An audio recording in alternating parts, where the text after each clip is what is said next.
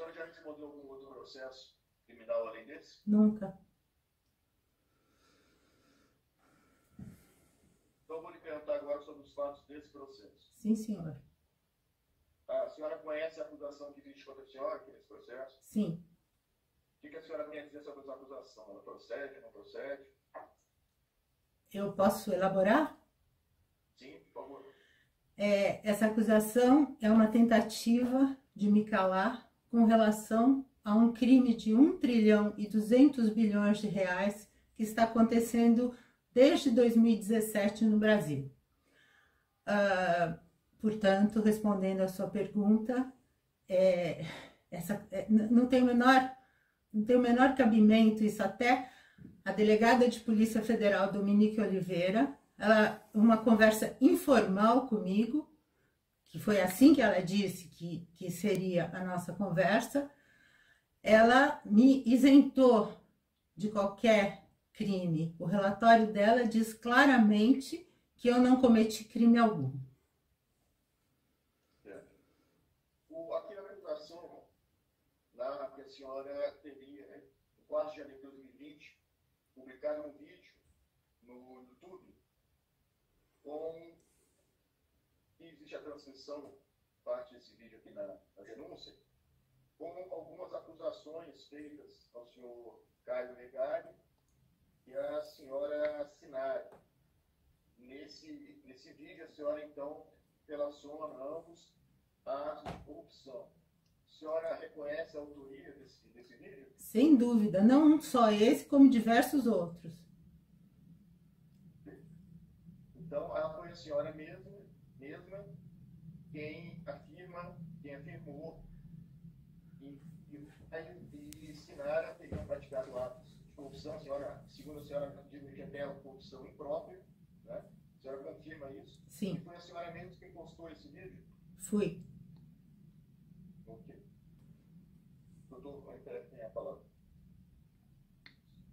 Doutor, gostaria que a senhora esclarecesse, quando a senhora mostrou o vídeo aqui, qual teria sido o ato de corrupção imputado ao senhor Caio Megali e a senhora Sinara Maria Fonseca?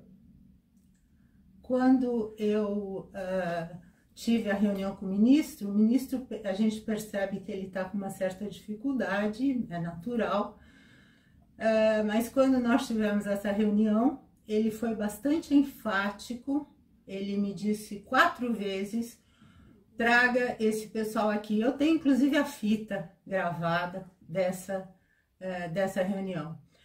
Ele me convidou para trabalhar ou na Petrobras, ou na ANP, ou no grupo de trabalho. Em 5 minutos ele me fez 3 ofertas de trabalho, que eu disse a ele que eu não poderia aceitar e que eu poderia até dar consultoria de graça para ele na área de gás natural.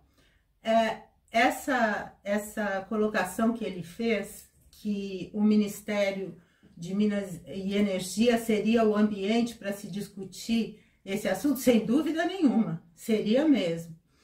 Mas ele, naquele momento, era o homem mais poderoso do governo. Ele entrava em todas as áreas. E ele falou para mim 4 vezes, desculpa, traga esse pessoal aqui. O Caio Megali, visivelmente, a linguagem corporal dele deixava muito claro que ele estava incomodado, a ponto do ministro fazer um gesto para ele, no sentido de que ele se calasse, e disse a ele, eu não me importo em prestigiá-los. Eu estou apresentando o contexto para lhe responder. Diante disso, nós saímos dessa reunião certos de que haveria reunião com os CEOs. E, a partir desse momento, Caio Megali começou a colocar impedimentos, atrás de impedimentos, atrás de impedimentos, até que ele simplesmente cancelou a reunião, sem nenhuma explicação, sem nada. E Sinara Maria Fonseca de Lima, em uma conversa comigo, que até ela assumiu esse fato no depoimento dela, ela disse que quem decidia, quem conversaria ou não com o ministro era ela. Então, o ego dela era maior, foi maior do que a necessidade da indústria brasileira de recuperar uma posição melhor.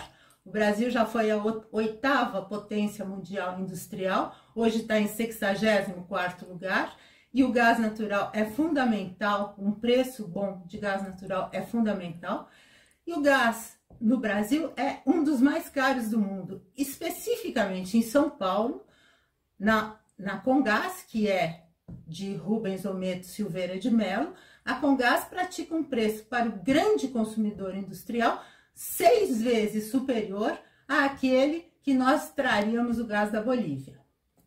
A relação disso com a minha colocação de que Caio Megali e Sinara Maria Fonseca de Lima praticaram corrupção passiva é que Caio Megali é intimamente ligado a João Dória. Houve uma negociação escusa, pelo que saiu na imprensa, entre o Banco Itaú e a Prefeitura de São Paulo em 2016, quando Caio Megali trabalhava no Itaú. A situação dessa dívida entre São Paulo e o Banco Itaú foi resolvida e Caio Megali passou a trabalhar com João Dória, isso na prefeitura. Em 2018, Rubens Ometo elegeu João Dória, ele foi o maior contribuidor de campanha de João Dória. E o preço do gás natural é simplesmente 6 vezes maior. Ou seja, essa situação fez com que Caio Megali desobedecesse uma ordem direta do ministro Paulo Guedes, no sentido de que nós tivéssemos essa reunião com os CEOs, aonde nós apresentaríamos essa alternativa de importação direta de gás da Bolívia. Faz 30 anos que o mercado de gás natural está engessado no Brasil por conta de Rubens Ometo.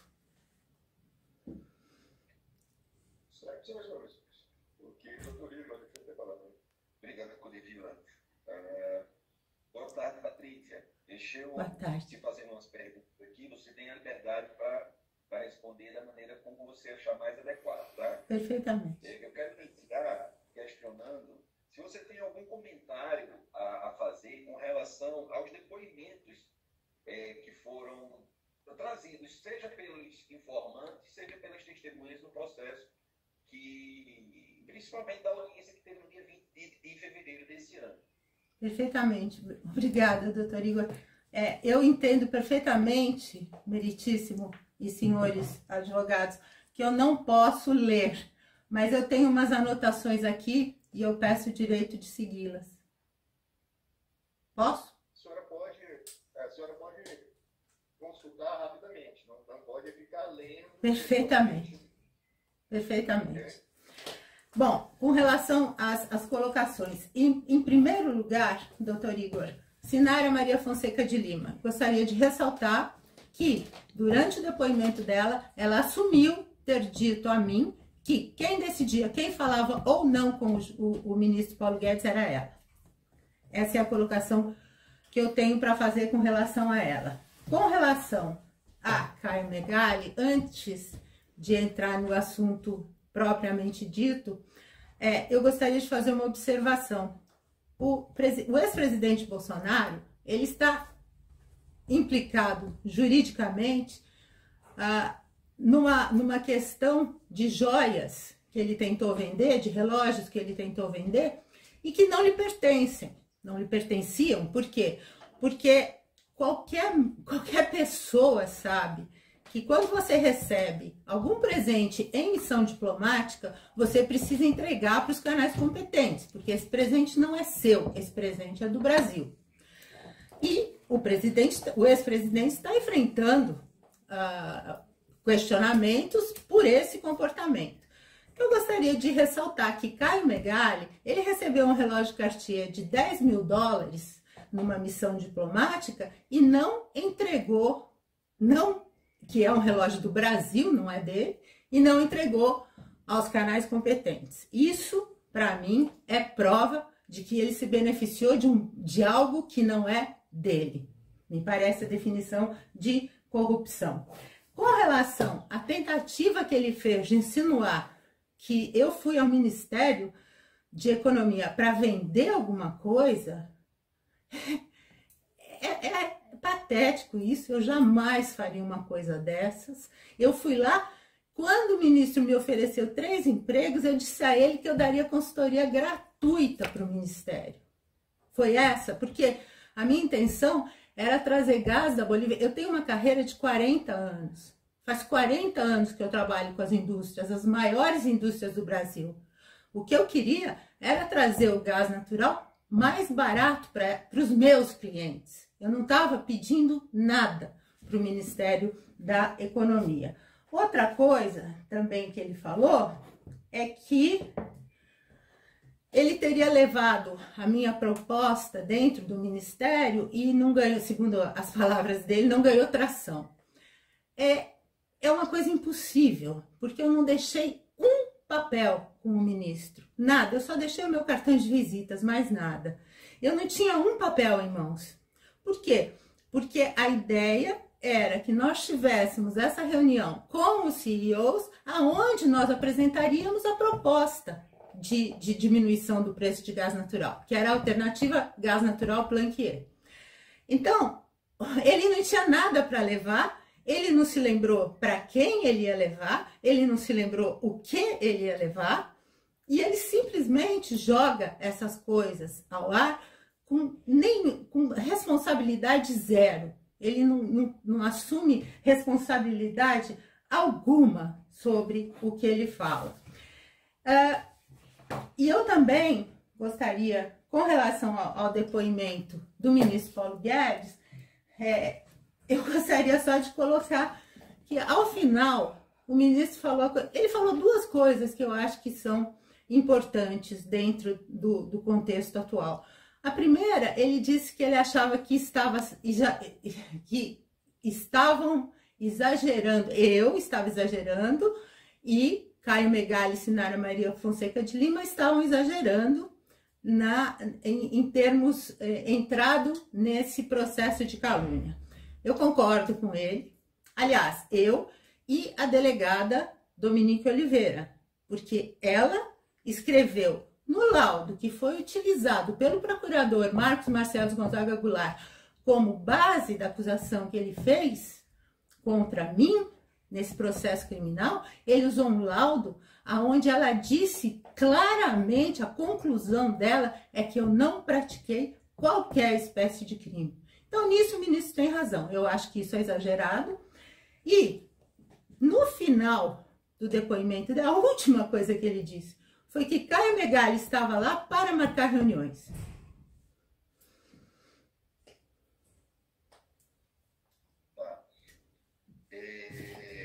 Minha segunda pergunta é: quando você se recorda de quando foi informada, de quando, a partir de quando era alvo, né, objeto dessa investigação criminal, dessa ação criminal? Doutor Igor, salvo algum engano de 1 ou 2 dias, no dia 15 de fevereiro de 2022, eu recebi um telefonema muito estranho, um telefone prefixo de Brasília.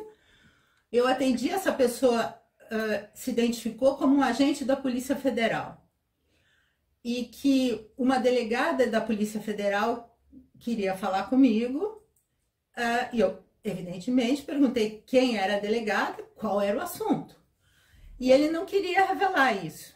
Eu falei, bom, então eu não vou falar com ninguém, porque pelo tipo de trabalho que eu faço, eu recebo um monte desses tipos de telefonemas, de ameaças, de coisas do gênero. Então eu sou muito seletiva. E eu disse que não ia falar. Diante da minha negativa, ele disse que ele trabalhava com a delegada Dominique Oliveira e que ela gostaria de conversar comigo. Eu perguntei sobre o que, ele me disse que não poderia me dizer. Falei, tudo bem, podemos marcar. Marcamos essa reunião para o dia 22 de fevereiro de 2022. No início dessa, os senhores podem constatar isso, que isso consta dos autos. No início dessa conversa, a delegada diz a mim que ela não sabe como ela vai tratar a questão. Que ela nós vamos ter uma conversa informal. Falei que sim. Foi aí que eu soube que eu estava sendo processada por calúnia por Sinara Maria Fonseca de Lima e Caio Megali. Você recebeu alguma indicação, algum documento, alguma formalização pela Polícia Federal a respeito dessa investigação? Não. Não, a única coisa foi que eu pedi, durante o meu depoimento, os senhores podem ver também, eu pedi para a delegada para ler um depoimento. Porque eu disse a ela que eu estava tomando conhecimento de que eu estava sendo alvo de um processo criminal, né? Antes, deixa eu esclarecer uma coisa para o senhor. Eu só soube que eu estava sendo processada por calúnia pelo Caio Megali e a Sinara Maria Fonseca de Lima no dia 22 de fevereiro de 2022. Mas, em 2021, eu recebi uma proposta de não persecução penal do procurador Marcos Marcelo Gonzaga Goulart. E eu não sabia sobre o que era, porque esse documento tinha segredo de justiça. E eu nunca tinha falado com ele, eu não fazia a menor ideia do que se tratava. Eu sei quem ele é, porque eu já tinha feito uma denúncia, eu já tinha começado a trabalhar no RenovaBio. O RenovaBio, como eu disse, é um programa governamental brasileiro que gera falsos créditos de carbono. Esse programa foi engendrado pelo setor sucrocoleiro e é um rombo para o país de 1,2 trilhão de reais. Faz 5 anos que eu estou tentando denunciar, que eu denuncio esse programa de governo. Faz 5 anos que as minhas denúncias ganham sigilo e são arquivadas. Então, quando eu recebi essa proposta de não persecução penal, eu nem tomei conhecimento, eu não sabia do que se tratava, eu não sabia nada, eu não sabia rigorosamente nada sobre isso. Então, eu simplesmente ignorei aquilo. E no dia 22 de fevereiro de 2022, eu tive conhecimento disso. Ou seja, 23 meses depois do ocorrido foi que eu soube que eu estava sendo processada por calúnia. Certo. Essa conversa que a senhora teve com a delegada Dominique Oliveira foi somente sobre essa acusação de calúnia ou tratou também de outros assuntos? Não, foi também... eu apresentei os fatos relacionados a Comgás. Eu li para ela um depoimento onde eu explico claramente a relação de Rubens Ometo com a Comgás e com o RenovaBio. As coisas estão interligadas da seguinte forma: a Comgás pratica um preço até 6 vezes maior do que nós poderíamos trazer o preço pelo qual nós poderíamos trazer o gás da Bolívia para grandes consumidores industriais, e a Comgás é de Rubens Ometo. A Raízen é a maior produtora de etanol de cana-de-açúcar do planeta. A Raízen, portanto, é a maior produtora de falsos créditos de carbono do planeta. As duas empresas a Raízen e a Comgás pertencem a Rubens Ometo. Tá? Então, eu li um depoimento para a delegada Dominique, explicando tudo isso, absolutamente tudo. Houve até um momento em que ela desligou a câmera, eu continuei a gravar, e ela me disse que ela queria saber mais sobre isso. Ela me adicionou no WhatsApp dela. Eu recebo um WhatsApp depois da conversa com ela que ela queria saber mais sobre o assunto. Evidentemente, a coisa acabou. Ela ficou, foi tudo, nada foi investigado, como nada está sendo investigado agora no Brasil com relação ao crime RenovaBio. O que eu posso dizer também eu gostaria de colocar para o senhor que em 2021 eu fiz um post, eu fiz uma denúncia, desculpa, eu fiz uma denúncia ao Ministério Público Federal que foi arquivada pelo então PGR Augusto Aras por uma tecnicalidade. Anteriormente eu já tinha feito uma denúncia de calúnia, de censura, desculpa, eu estou um pouquinho nervosa. Eu tinha feito uma denúncia de que eu havia sido censurada por Carlos Orlando Henrique Silva, da Agência Nacional de Petróleo, durante uma audiência pública, aonde eu denunciei o RenovaBio. Ele cortou a minha fala e eu denunciei isso ao Ministério Público Federal. E esse processo caiu nas mãos do procurador Marcos Marcelo Gonzaga Goulart. Isso foi em 2020. Em 2021, eu recebi essa proposta de não persecução penal e eu mandei.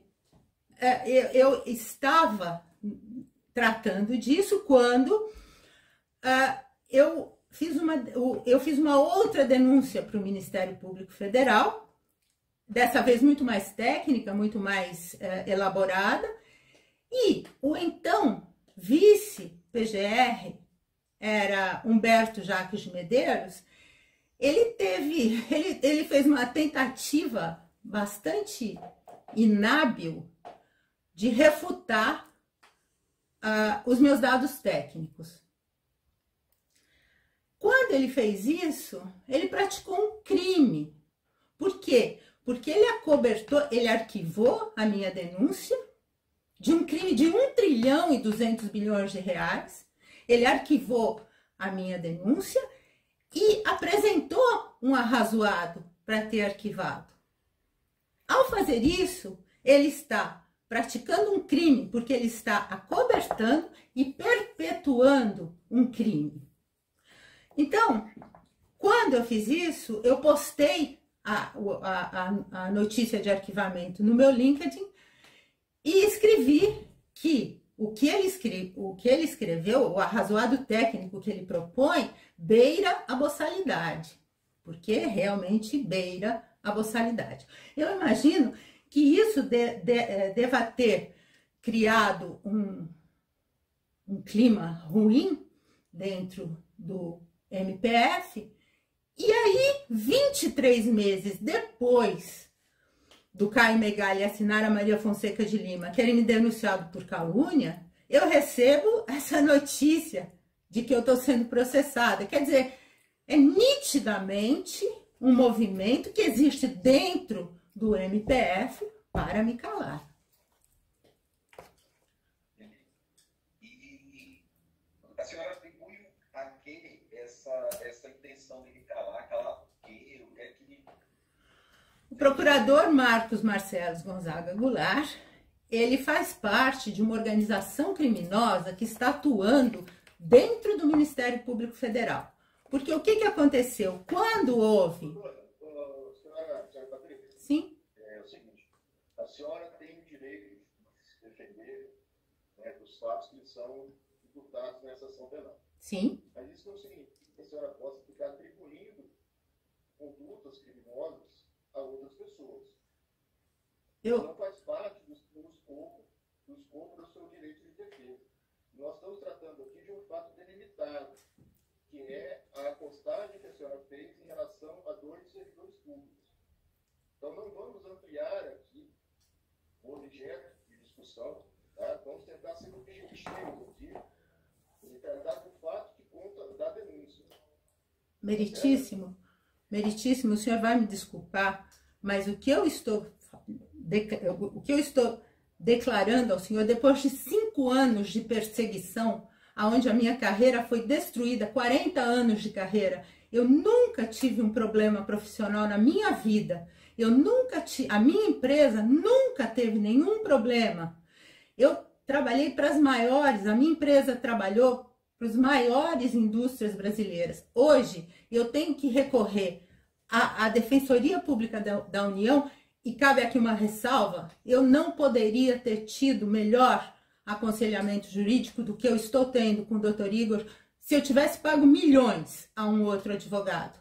Eu agradeço demais o que ele tem feito por mim. Agora, tudo o que eu estou relatando ao senhor refere-se a um crime de 1,2 trilhão de reais que estão diretamente ligados. É por isso que eu estou respondendo a essa ação criminal. Por isso que eu estou respondendo a esse processo. Porque eu estou sendo acusada injustamente, porque eu estou sendo acusada por uma organização criminosa que existe dentro do MPF e da Procuradoria-Geral da República. Eu tenho provas disso, meritíssimo. A senhora insiste nessa linha, nós vamos ter que encerrar o seu interrogatório. Só para você dar o seu doutor, se eu puder ligar para ela rapidinho para conversar com ela, para a gente continuar o interrogatório. Ok, então. Mais alguma pergunta, Código? Posso, doutor Igor, posso falar? Pode retomar, Patrícia, de onde você parou, que eu estava perguntando o que é que tinha como objetivo calar, né, o que é que você tinha de importante para falar, e supostamente que essas investigações tentavam lhe silenciar. Tá. Primeiramente, eu gostaria de pedir desculpa ao juízo, porque eu estou nervosa, eu me sinto perseguida há 5 anos por um crime que eu não cometi. A Polícia Federal atesta que eu não cometi e, portanto, eu gostaria de pedir desculpas ao senhor. Continuando o que eu estava dizendo, há 30 anos o Brasil tem dono.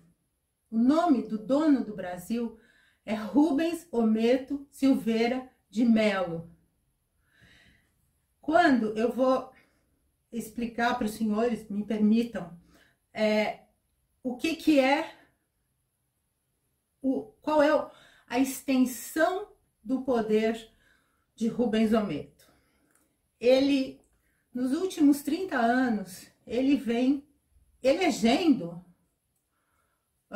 congressistas, políticos no Congresso Nacional, sistematicamente. Hoje, ele tem mais de 300 congressistas, entre deputados e senadores, a serviço dele. Isso não é nenhuma novidade, a imprensa cansa de dizer que Ometo tem a maior bancada no Congresso Nacional. Isso também fica muito fácil de se observar pelo que eu vou relatar agora para os senhores. Eu faço parte do grupo da ONU que audita as empresas certificadoras de créditos de carbono no mundo inteiro. Eu não sei se os senhores sabem, mas o crédito de carbono surgiu na ONU. O mecanismo de desenvolvimento limpo, que é o gerador primeiro de créditos de carbono, surgiu na ONU em 2004. Em 2008, começa o mercado de créditos de carbono. Em 2008, as usinas brasileiras, as usinas de açúcar e álcool, elas começaram a gerar créditos de carbono legítimos dentro do mecanismo de desenvolvimento limpo, através da queima de bagaço. Eles tinham 2 metodologias, eu não vou me estender muito, mas são 2 metodologias que eram aplicadas e que permitiam a geração de créditos de carbono legítimos. Em 2014, essa condição que nós tratamos dentro da UNFCCC por adicional, ou seja, uma coisa que está acima da linha de base, ou a linha de base sendo um negócio usual, o que era adicional passou a ser linha de base, porque a maioria das usinas brasileiras começaram a gerar créditos de carbono. A partir daí, a ONU determinou que os projetos que fossem vencendo seriam os últimos. Eles não gerariam mais créditos de carbono. O setor sucroalcooleiro brasileiro tentou por 3 vezes que a ONU mudasse essa diretriz. Na última vez, a ONU reiterou que não mudaria e que adicionou ainda que a terra dedicada ao plantio de cana não poderia competir com a plantação de alimentos. Ou seja, ela definitivamente fechou a porta para o setor sucroalcooleiro brasileiro, mundial, não só brasileiro, para créditos de carbono legítimos. Em 2014, Rubens Ometo elegeu Evandro Gussi como deputado federal. Ele foi um deputado de um só mandato. Ele eleito em 2014. Em 2017, ele propôs um projeto de lei que passou a lei em 42 dias. É uma coisa absolutamente inédita. Eu vou pegar o número aqui. É uma coisa absolutamente inédita no Brasil. Em 42 dias, o que era uma PL passou a lei, que é a lei 13.576/17. É a lei que cria o RenovaBio. O RenovaBio, o que é?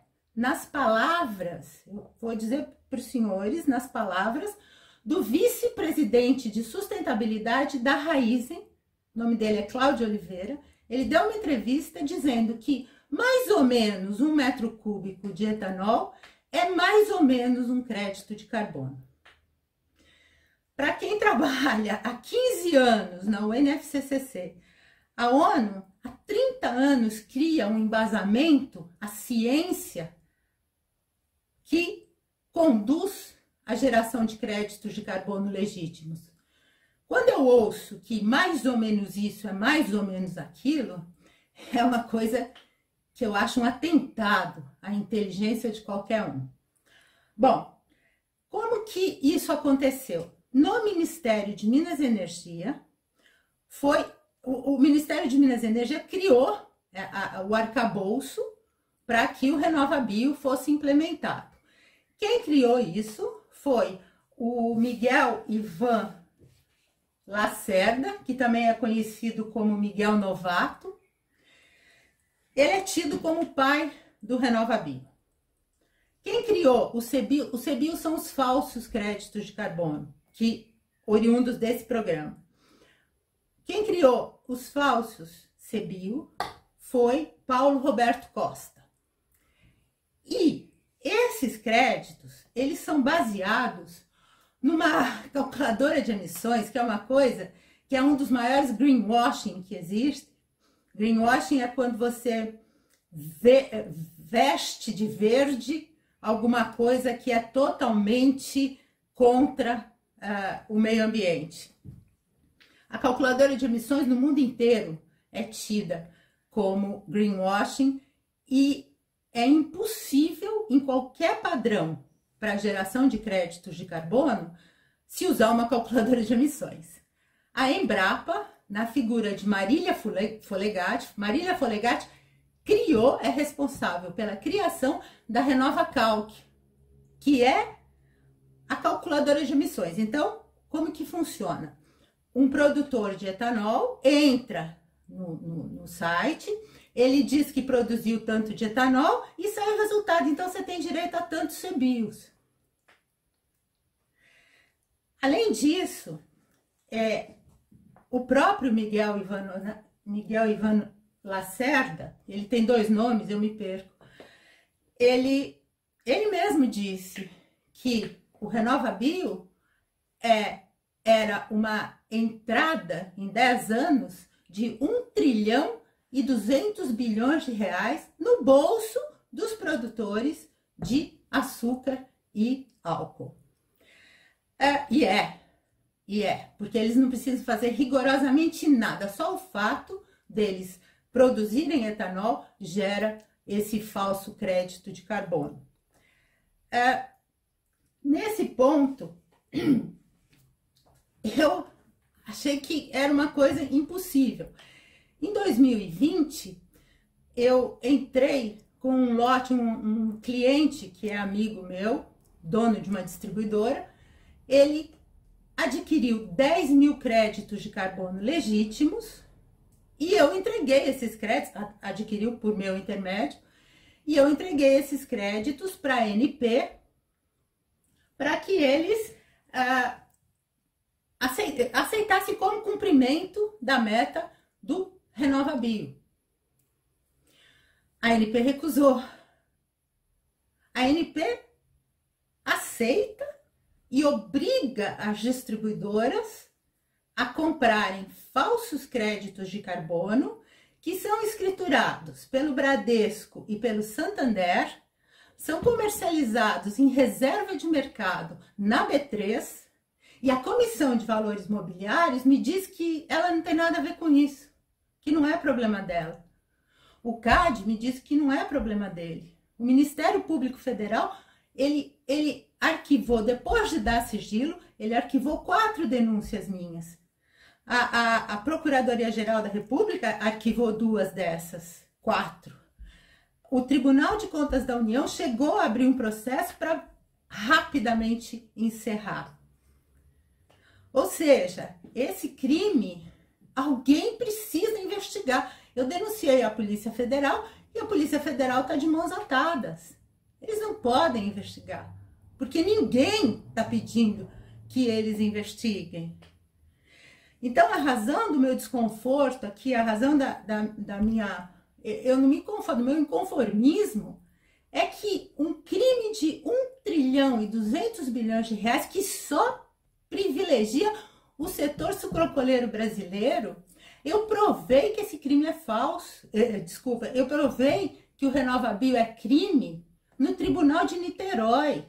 O juiz que extinguiu a ação, porque ele disse que ele era um tribunal muito pequeno para isso, ele reconhece que as minhas provas são irrefutáveis. Eu pedi, quando houve a mudança na PGR, eu pedi de novo que fosse investigado, porque eu tinha um fato novo. Eu pedi que fosse reaberta a denúncia arquivada por Humberto Jacques de Medeiros, porque eu tinha um fato novo, eu tinha provado no Rio de Janeiro que o RenovaBio é crime. Isso, o Leandro Musa de Almeida e o procurador, o atual vice-PGR Hindenburgo Chateaubriand Filho, eles entenderam que isso, o fato de eu ter provado no Rio de Janeiro que o RenovaBio é crime, que isso não é um fato novo. Eles mantiveram arquivada essa denúncia.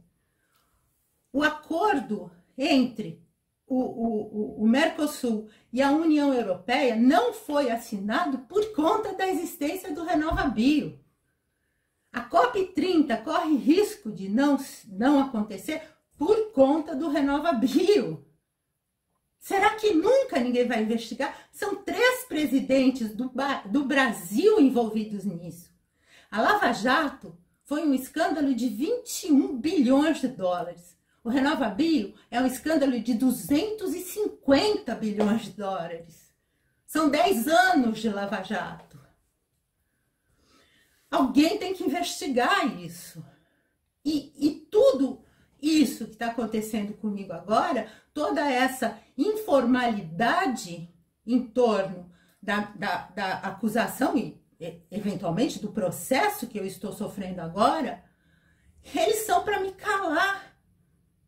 O intuito disso é que eu ficasse quieta, que eu não trouxesse à luz esse crime, porque esse crime é uma verdade ultra inconveniente. Era isso. Das perguntas que eu iria fazer, Patrícia, eu acho que muitas coisas você já terminou respondendo. Qual a relação? Acho que você já abordou um pouco também, não sei se você quer falar mais alguma coisa, a respeito do processo, né, que você está respondendo com a Comgás e esse RenovaBio. Acho que você já contextualizou bem. Você quer esclarecer mais alguma coisa a respeito disso? Bom, o que eu gostaria de reiterar é, primeiramente, sim, outra coisa que eu gostaria de falar. Quando eu dei entrada nesses créditos de carbono legítimos na ANP, a Daniele Silva Conde, que é quem entrou com a ação contra mim em Niterói, ela trabalhava na ANP, agora ela trabalha na Shell. A Shell é sócia da Cosan, que é do Rubens Ometo, na Raízen. Não sei se dá para entender. A Daniele Silva Conde, ela colocou, eu tenho esse documento, aliás, esse documento está no processo, que o Congresso Nacional pode inventar um crédito de carbono. Aí ela colocou isso num documento oficial. E o pior é que pode. Pode, tanto pode que inventou.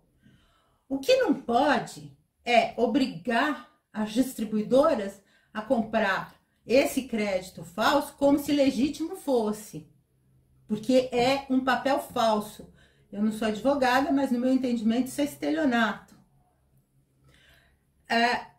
Eles não estão passando todas as informações para quem adquire o crédito. Isso é falsidade ideológica. E esse crédito falso, ele é comercializado exclusivamente na B3. A B3 é a maior bolsa da América Latina. Ela comercializa falsos créditos de carbono e a CVM diz que não tem nada a ver com isso.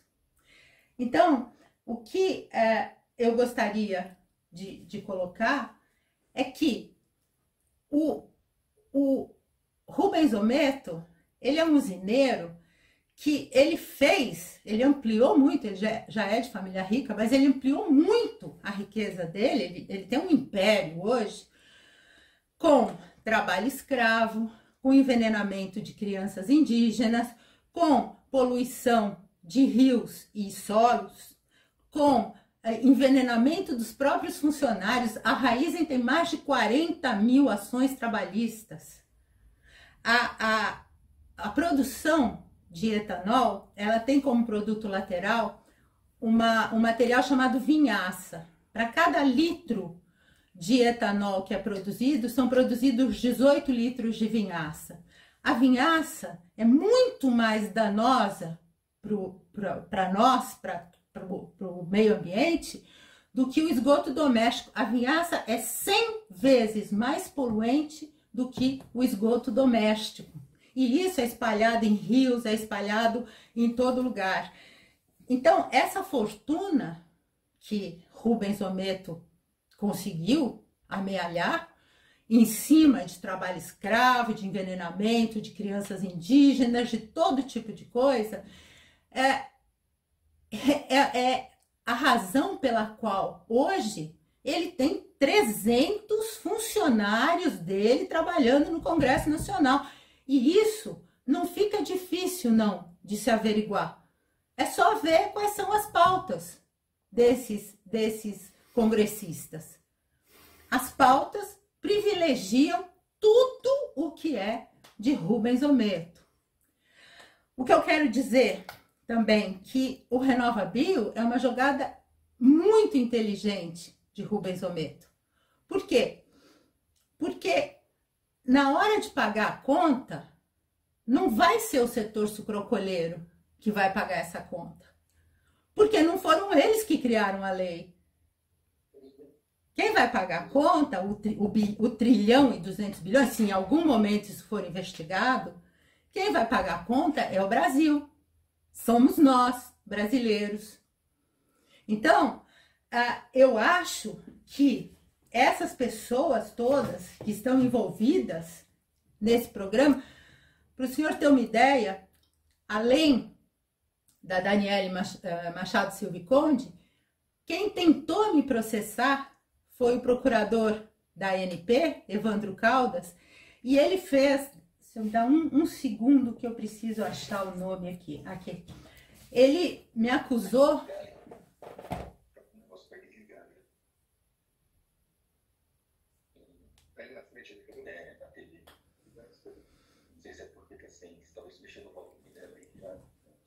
Desculpa, pode continuar, porque estava com uma notificação de que a TV ia desligar aqui, que eu acho que ela estava muito tempo sem mexer no volume, nada, automático. Pode voltar. Obrigada. O procurador Evandro Caldas, da ANP, ele me acusou não, ele fez uma jogada canhestra, ele perguntou ao Ministério Público Federal se o que eu estava fazendo era crime. O interessante é que ele colocou todos os posts que eu faço no LinkedIn, que são muitos, e ele disse que eu coloquei que o RenovaBio envenena crianças indígenas. Como é possível um programa de governo envenenar criança? É uma coisa canhestra mesmo.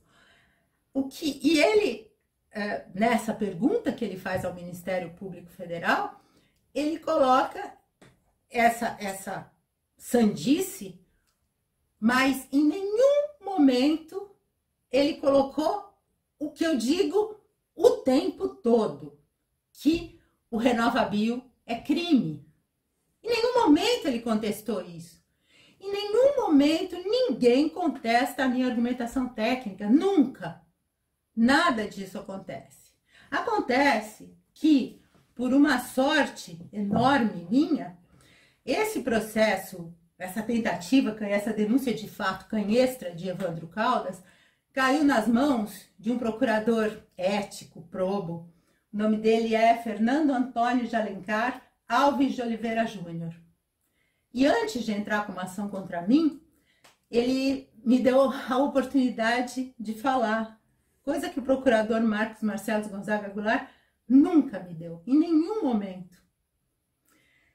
E quando o procurador Fernando Antônio de Alencar Alves de Oliveira Júnior mandou para mim a notícia de que ele tinha arquivado aquela denúncia ridícula, ele colocou que no corpo do que ele escreveu, ele disse que a minha denúncia jamais poderia ter sido arquivada. Quer dizer, a maioria das pessoas que trabalham no sistema de justiça brasileiro é honesta, é íntegra, às vezes simplesmente fica de mãos atadas diante dos poderosos, mas a maioria presta. Patrícia, a gente ir caminhando aqui para o final. Sim. A respeito da Comgás, quando é que ela foi privatizada? Você sabe me dizer quem seria o proprietário dela e se esse Rubens Ometo que você tanto fala teria alguma relação com o João Dória? Perfeitamente. Que relação seria essa, assim? A Comgás foi privatizada em 1999. Na época, um consórcio entre a BG, a British Gas e a Shell adquiriram a concessão por 30 anos, renovável por mais 20 anos, por 1 bilhão atuais, 1 bilhão e 800 milhões de dólares. Como eu disse, a concessão vale por 30 anos, renovável por mais 20. Em 2021, João Dória era governador de São Paulo, 8 anos antes do final da concessão.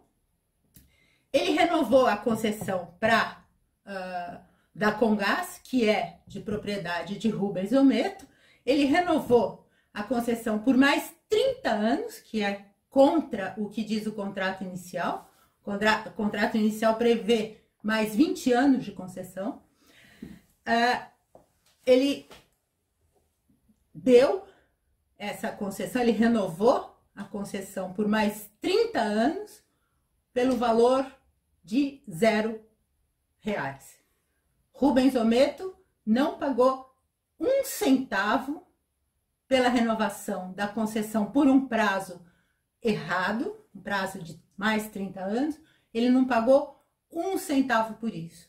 A relação dele com com João Dória, doutor Igor, acredito eu, que relativamente íntima. Primeiramente, pelo que eu estou lhe dizendo, isso é um enorme favor, é um favor que você faz para amigos mesmo. E quem elegeu João Dória, governador de São Paulo, foi Rubens Ometo. Ele fez a maior contribuição de campanha na ocasião, em 2018. E é público e notório também que Rubens Ometo empresta o jatinho dele para as férias de João Dória. E, só completando, se o senhor me permite, como Caio Megali colocou no depoimento dele, Caio Megali ainda trabalha para João Dória na LIDE. A LIDE é uma organização que envolve grandes empresários do Brasil, que é de propriedade de João Dória. E Caio Megali é presidente de alguma área lá, exatamente qual eu não sei, acho que de economia. Certo. O que exatamente você propôs ao então ministro Paulo Guedes, de maneira objetiva? O que é que você consegue esclarecer para a gente a respeito disso? Pois não. Como eu disse ao senhor, aos senhores, a minha empresa tenta abrir o mercado de gás natural no Brasil há 30 anos. O mercado está engessado por conta de Rubens Ometo. É ele o responsável pela atual situação da indústria brasileira. O gás natural brasileiro é o segundo mais caro do planeta. Então, desculpa, doutor Igor, fugiu. O senhor pode perguntar de novo? Não, o que é que você efetivamente propôs ao ministro Paulo Guedes? Sim, desculpa. Eu estava pensando no que ele falou agora. O que eu propus a ele foi que nós tínhamos uma situação naquele momento difícil com as associações de classe. A razão de ser das associações de classe é o debate, a polêmica. Se tudo estiver bem, você não precisa de uma associação de classe. E as associações de classe, é notório também, elas têm uma grande ligação com Brasília, com o Congresso, né?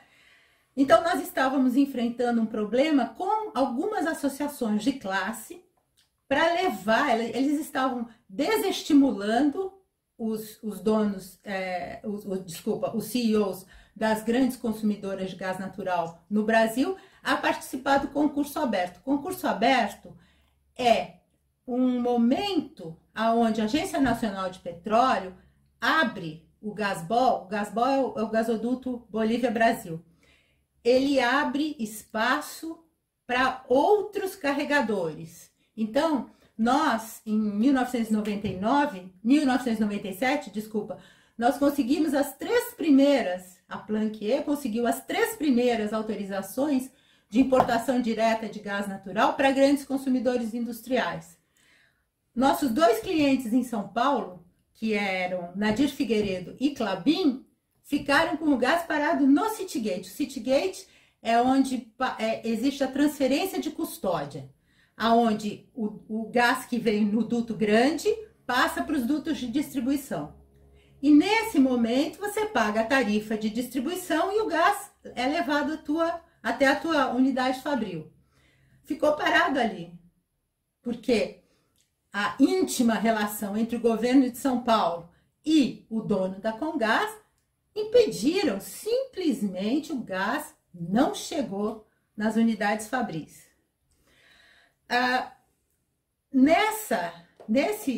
Nessa situação toda, quando eu cheguei, isso faz 30 anos que nós estamos tentando desenrolar. Então, quando houve concurso aberto, em 2001, nós propusemos que os nossos clientes trouxessem o gás. Houve esse impedimento em São Paulo. Quando foi em 2018, desculpa, em 2018, a ANP abriu outro concurso aberto. Olha o tempo que levou, mas abriu um outro concurso aberto. Nisso, nós entendemos que, talvez com a mudança de governo, eu reconheço que eu sou bem poliana, mas que talvez houvesse uma possibilidade das coisas mudarem. Meu marido conseguiu agendar essa reunião. O ministro Paulo Guedes perguntou quem que tinha me levado lá? Ninguém me levou. Meu marido conseguiu isso junto às pessoas honestas, dentro do gabinete do ministro Paulo Guedes.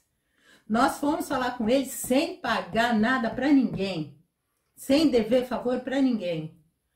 E ele adorou a ideia, tanto que ele falou 4 vezes para mim, traga esse pessoal aqui. E o que eu propus para ele foi que nós traríamos o gás da Bolívia até São Paulo, até o Brasil, mas mais especificamente São Paulo, que é onde estão as maiores empresas consumidoras de gás, e nós traríamos esse preço até o consumidor por um preço até 6 vezes menor do que eles estavam pagando para a distribuidora. Foi isso que eu propus a ele. Certo. Em virtude desses diálogos não terem avançado com o ministro, você vislumbrou alguma instância superior? Você tentou levar isso para mais alguém? Qual foi o seu comportamento após esse fato? Eu levei isso para todo mundo. Eu reclamei para a Corregedoria do Ministério da Economia, eu fiz denúncia no Ministério Público Federal. Quem o senhor imaginar, eu procurei. Porque nesse momento, porque nós chegamos, o Caio Megali chegou a estabelecer uma data para a reunião. Seria 27 ou 29 de novembro daquele ano. Então, nós começamos a conversar com os CEOs das grandes empresas para acertar o calendário, se ia ser no dia 27 ou se seria no dia 29. E nesse meio tempo, o Caio Megali, no dia 22 de novembro, ele simplesmente cancelou a reunião. E nós, evidentemente, perdemos toda a nossa credibilidade face a esses empresários. A partir daí, nós começamos a perder clientes. Quando houve essa questão, como eu lhe disse, o RenovaBio é uma lei de 2017, mas entrou em vigor mesmo, eles começaram a comercializar os falsos créditos de carbono, CBIOS, em 2019. Em 2019, as distribuidoras passaram a ter metas de compra compulsória desses falsos créditos e aposentadoria. Entregar isso para a ANP, esse relatório que foi entregue. E um amigo meu, que era dono de uma distribuidora, não queria fazer isso, porque eu já tinha dito a ele que o crédito era falso, ele já tinha lido um livro que eu tinha escrito a respeito, e ele queria comprar créditos legítimos. E aí, nesse processo, eu entreguei, aí foi que aconteceu toda aquela situação com a ANP. A partir daí, os nossos clientes simplesmente sumiram. Acabou. A minha vida no Brasil virou um inferno. Eu sou ameaçada de morte o tempo todo. Eu recebo e-mails com vírus, recebo ameaças de morte pelo LinkedIn. Eu não consigo andar. Tem um helicóptero que fica sobrevoando em cima do jardim da minha casa. Então, eu tô na Europa agora graças à confiança e à generosidade de um amigo americano e da minha sogra. Eu tô na casa dela porque não dá para eu ficar na minha casa. Eu não posso, depois de 40 anos de carreira, eu tenho 4 diplomas universitários. Eu trabalho para a ONU há 15 anos. Depois disso tudo, agora eu tenho que depender da boa vontade e da generosidade dessas pessoas, porque eu estou sendo perseguida no Brasil. Eu não tenho como trabalhar. Essa ação que o procurador Marcos Marcelo Gonzaga Goulart moveu contra mim é um crime. Isso é um crime. O que ele está fazendo comigo? E eu sei que ele é um excelente advogado. Eu sei que ele é uma pessoa inteligente, eu sei que ele é uma pessoa articulada. Ele poderia estar usando isso para o bem do Brasil. Porque o que eu estou fazendo aqui é defender os interesses do meu país. Eu estou na Europa porque eu não posso ficar no meu país. Eu estou denunciando um crime de 1 trilhão e 200 bilhões de reais que, além de tudo, acaba com a reputação do Brasil. O Brasil é motivo de piada. O escândalo da Lava Jato, que foram 21 bilhões de dólares, aconteceu no governo Lula, estourou. O escândalo do RenovaBio vai acontecer no governo Lula, vai estourar. São 250 bilhões de dólares. O senhor acha que eu não vou achar ninguém aqui na Europa para escrever essa história? O senhor me desculpa, mas... Das perguntas que eu teria para fazer, agora de fato, já encerrando, Patrícia, eu acho que eu já me sinto contemplado, né? Eu acho que muitas coisas você terminou já abordando. Enfim, eu faço essa pergunta para todo mundo, né, que eu defendo aqui ao final do interrogatório. Você tem mais alguma coisa a acrescentar, ou se você já está satisfeita com o que você falou, a gente, pelo menos por parte da defesa, encerrar. Obrigada, doutor. Em primeiro lugar, eu gostaria de agradecer demais ao senhor. O senhor, além de ser um advogado brilhante, o senhor é uma pessoa íntegra, o senhor é corajoso e eu lhe agradeço de coração.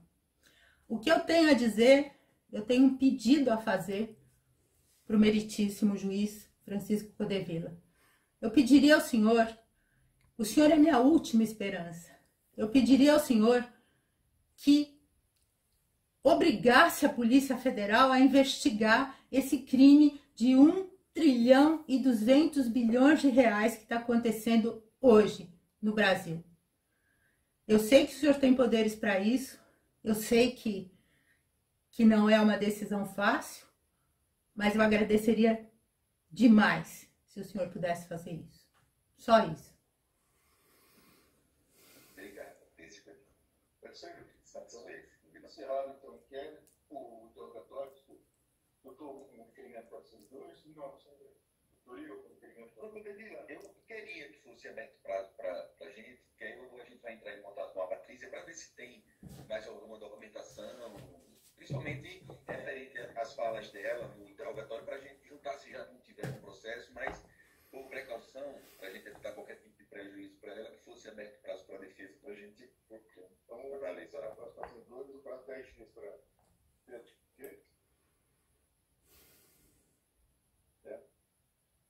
Tá bom, então. Então, está encerrada a audiência. Obrigado a todos.